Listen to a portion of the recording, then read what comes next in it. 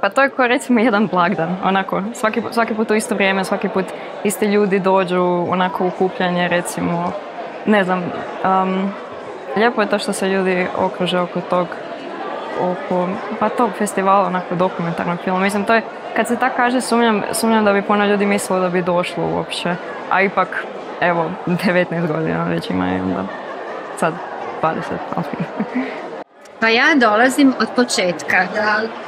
Znači od prvog doku-arta. I zapravo jedan od tih prvih mojih susreta sa doku-artom je bio meni znak da Bjelovar vidim kao topli grad, kao grad s kojim mogu biti. Naša selektorica Rada uvijek izabere nekako najbolje od najboljih. Dok, na primjer, na festivalima imate oko 50-60 filmova, 70 od kojih vi morate birati šta ćete gledati, ovdje imaš 6. 7 i znaš da ideš svaki dan. Da me potaknu da ja djelujem, da stvarno ne odem kući i kažem joj kak šteta ovoga što je tako u svijetu ili joj kak dobro da netko nešto reagirao, nego da ja sad vidim što bih ja sad za sebe mogao napraviti ili u nekakvoj svojoj okolini. Možda je to razlog zašto stalno dolazim na doku. Pouka, evo ga. Što dalje?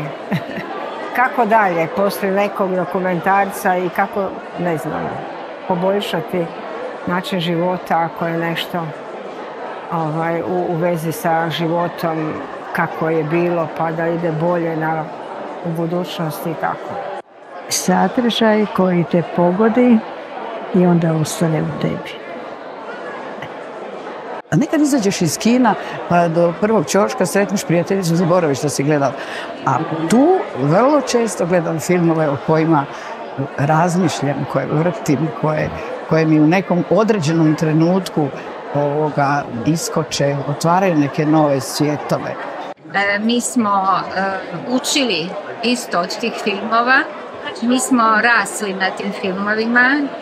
Mislim da su oni i odgojni i obrazovni i da zapravo su na neki način humani i uvijek šalju neku dobru poruku. I od kad znam za sebe idem na doku-art jer moja mama isto jako dugo ide i onda sam jednostavno odlučila da ću ja ići sa njom i slobodno vrijeme gledam jako puno dokumentaraca. Nekako je meni mjesto za gledanje dokumentaraca Bjelovar.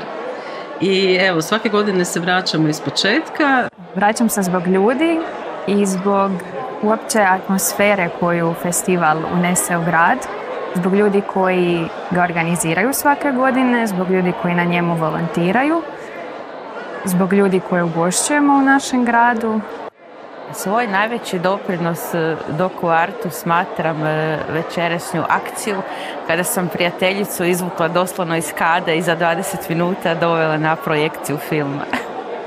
Pošto kupim 2 kompleta karata, ja idem gledat sve, a ukućani se izmjenjuju. Supruga, sin i kćer dok je bila tu, onda jednu majicu, pošto dobijem i 2 majice, jednu majicu zadržavam sebi, a drugu majicu poklanjam. Tako da majica ima u Švedskoj, Švicarskoj, Njemačkoj, Srbiji i Bosni, Kanadi i od tjedana u Australiji. Svi su ispunjeni jednom radošću, emocijama, smiješe se, zadovoljni su. Evo, to je doku-art. Pa to je izlazak, to je kulturni izlazak.